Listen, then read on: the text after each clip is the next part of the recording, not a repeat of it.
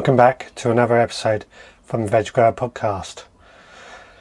Coming up today, got lots of little videos, a lot of little clips to show you. So let's crack on and get through those. Now the first clip I got to show you is to do something I set up last week. So the bird scaring tape. So let's go see how that little video, and then we'll come back. Well, last week you saw me setting up all the that reflective tape. Now I bought it quite cheap. It was 30 metres for £1, so I'm not complaining. I'll just zoom in a bit. It's fallen down a couple of times during the week, but I've spent a bit of time tying it to each rod, and it seems to be doing okay now.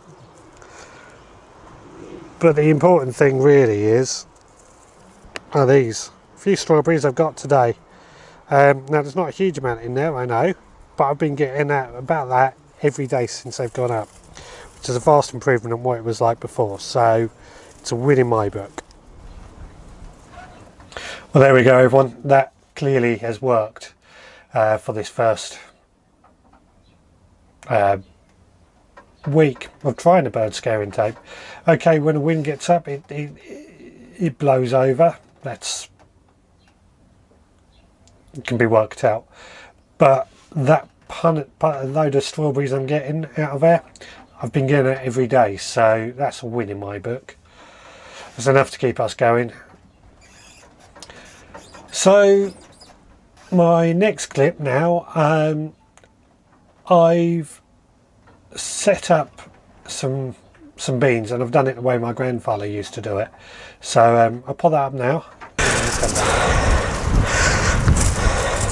Well then guys, I'm now going to plant out my run of beans. These I do every year in memory of my grandfather. I said when I sowed them about them. So, and I'm planting them out how I always remember he used to do them. So we've got 6 canes in the ground already. I'm just going to tie that bows across like that.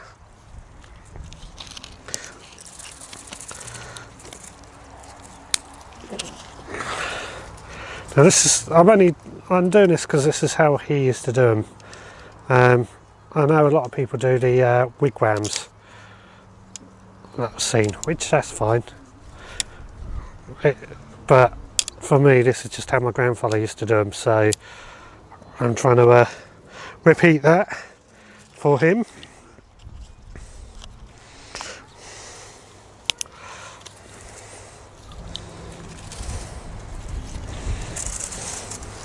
Put it down there. Right. Get that one twisted up. Just funny though, I didn't have the microphone turned on there. Right, twist that up. And then just have a cane running across like that. Now, I've not made that very level if I'm honest, but hey ho. I live and learn. Don't worry about those sort of things anyway. Ground's not level, so it's not going to be level.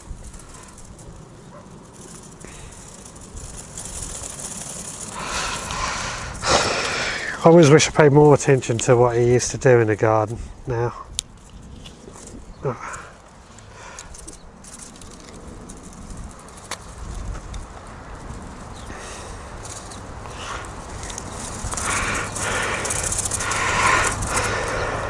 Normally I'd also use twine, but I found this green wire stuff in the shed, and I figured I'd use that up, and then once it's gone I'll just revert back to twine.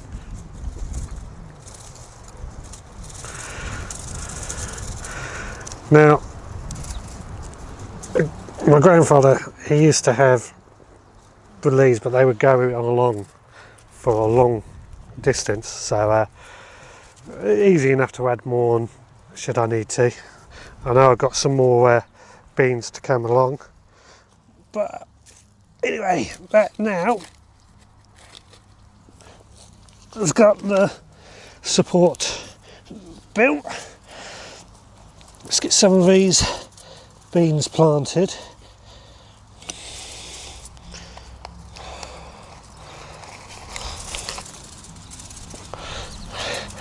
sun is out today, it's wonderful, although the wind is quite high. Throw those there.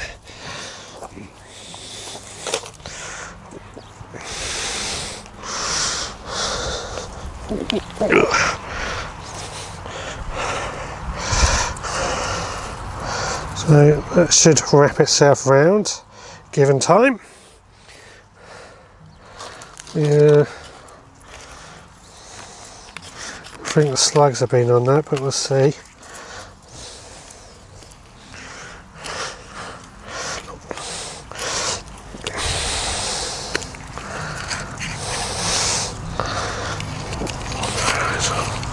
Throw that all around there as well.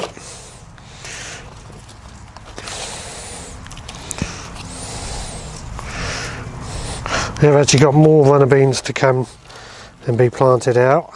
That'll probably be next weekend now.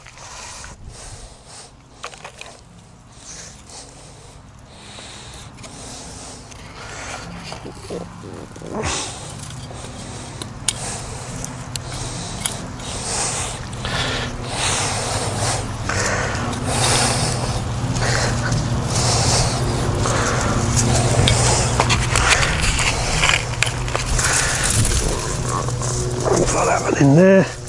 Okay, we'll wrap that round there. They like to go clockwise. Give it time. The trouble is at the moment the wind's quite strong today. Quite a hell of a breeze. So whatever happens, we'll keep checking on this over the next few days.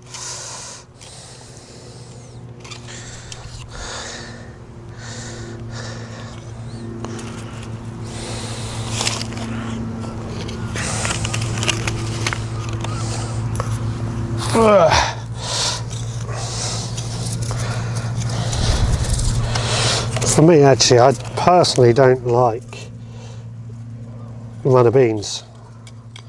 I don't find them that nice personally, but the wife does, and she always moaned at me when I never grew them. She wanted some, so they're for her as well.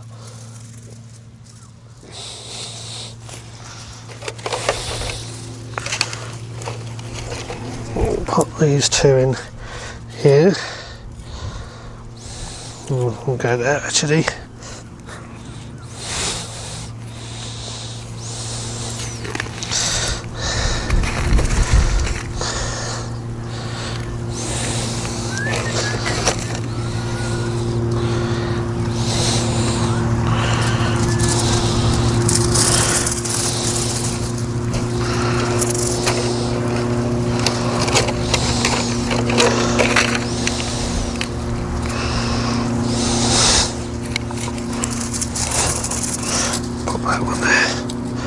There we go. So that's got the first lot of runner beans planted out and ready to go. Keep a close eye on these over the next few days. I've got water them in now, which I'll do in just a second, but that's got those planted and I'm happy with that.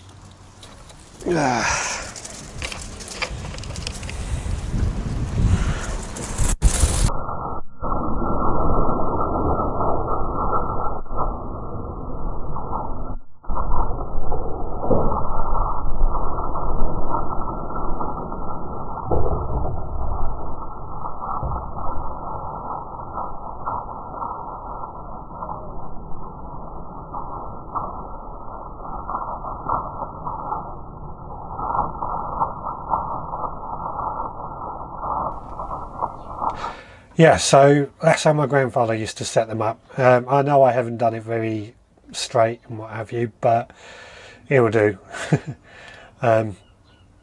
Yeah, nothing more I can say about that really.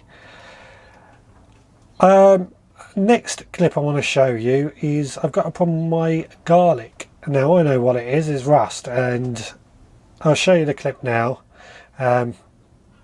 And you'll hear what I say for a while. Well, here we're just looking at some of my garlic, and as you can probably see, it's not looking brilliant, the foliage. Let's zoom in. There you go. As you can see, what that is leek rust. Now I get it every year.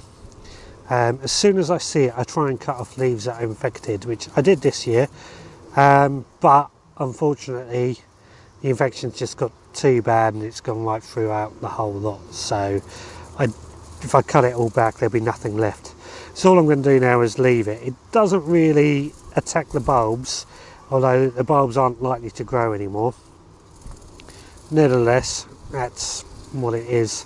There's no real treatments available anymore for it either, so it's a bit of a gutting one, but oh well, is what it is.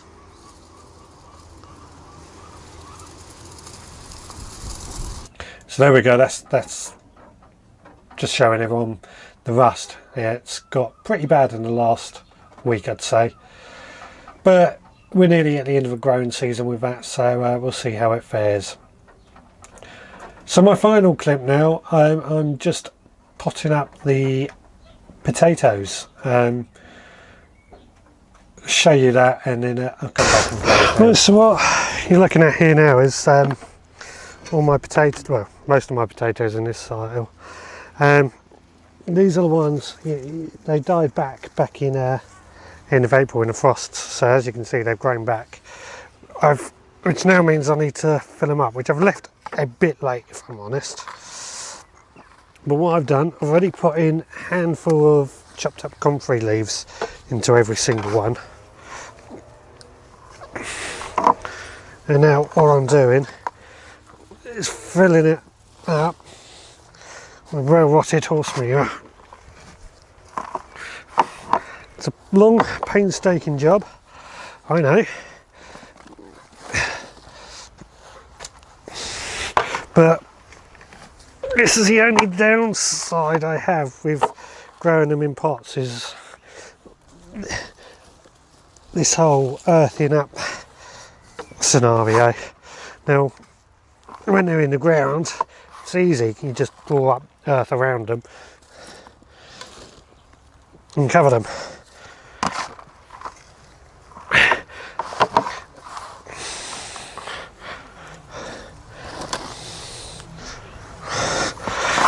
Now, why do we do this? Well,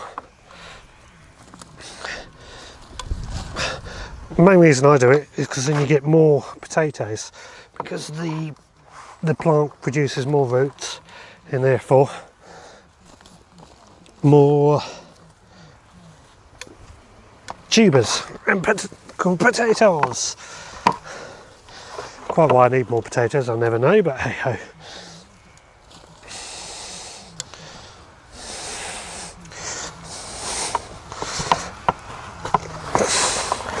Another reason this is done is to cover up the potatoes that are growing there, so they don't go green.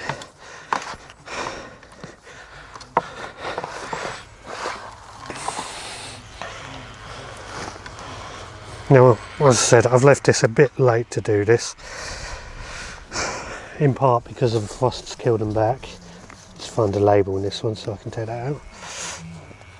Put the label there, and I've let them grow on and recover.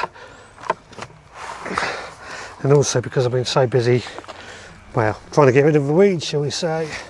It's been my biggest problem this year.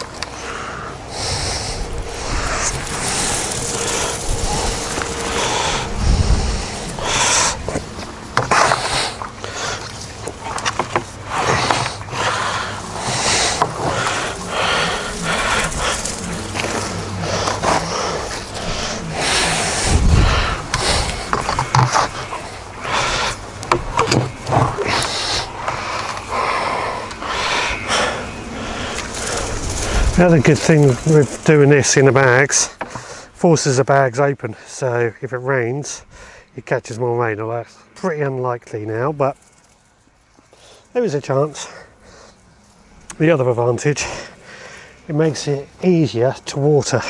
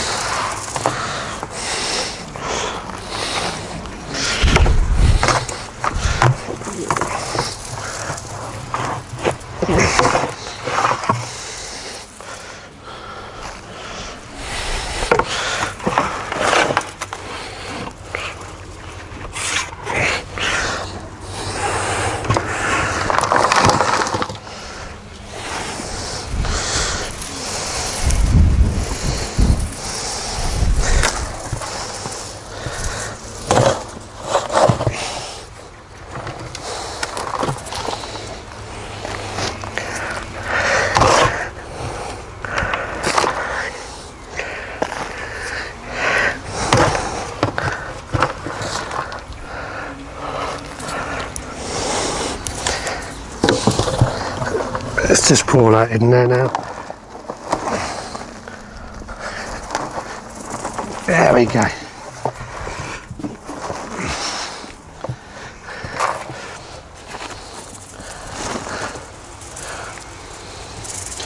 Well, that's 3 done. A lot more to go. Yeah, so that's the potatoes starting to get potted up and what have you, so that's all good. So that's it for this week. Thank you very much for watching, everyone. Please give me a like and a subscribe if you're interested in this. Don't forget, I got my weekly audio podcast. Anybody wants to have a listen, please, you can find me on iTunes and most other podcast apps. If you've been listening to the podcasts, let me know. I'd love to hear anybody that has been listening to them. I really would. So thank you very much, and I'll see you again next time.